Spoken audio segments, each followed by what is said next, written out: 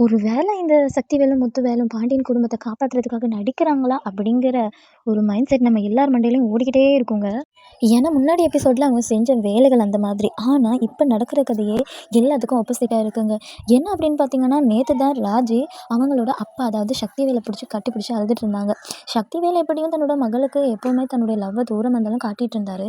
ஆகவே அது ஒரு பெரிய விஷயமா நேத்தோட எபிசோட்ல இல்ல அப்படின்னாலும், இன்னையோட எபிசோட்ல நம்ம முத்துவேல் அதாவது தங்களோட தங்கச்சியான கோமதி கிட்ட என்ன நடந்துச்சு அப்படின்னு விசாரிக்கும்போது, கோமதி எப்பயும் போல எமோஷனல் ஆகி அழுது, தனக்கு யாராச்சும் ஆறுதல் சொல்லுவாங்களா அப்படின்ற மாதிரி அழும்போது, அவங்களோட கைய நம்ம முத்துவேல் புடிச்சு ஆறுதல் சொல்ற அளவுக்கு, நம்ம பாண்டிய ஸ்டோர்ஸோட பாச மலர்கள் கொஞ்சிக்கிற அளவுக்கு இன்னைக்கான எபிசோட் தொடர்ந்துட்டு இருக்குங்க.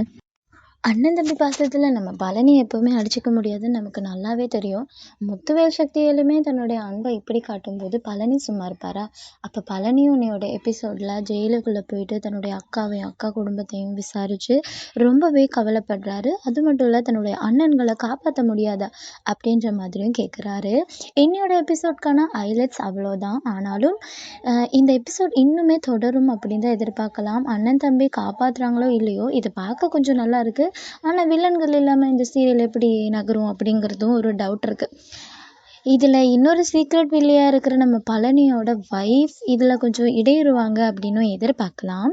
தொடர்ந்து பார்க்கலாம் பழனி ஸ்டோர்ஸ்ல என்ன நடக்க போகுது அப்படின்னு. அதை பார்க்கறதுக்கு முன்னாடி மக்களே ஜனங்களே மறக்காம சேனலை சப்ஸ்கிரைப் பண்ணுங்க, லைக் பண்ணுங்க, ஷேர் பண்ணுங்க, சப்போர்ட் பண்ணுங்க.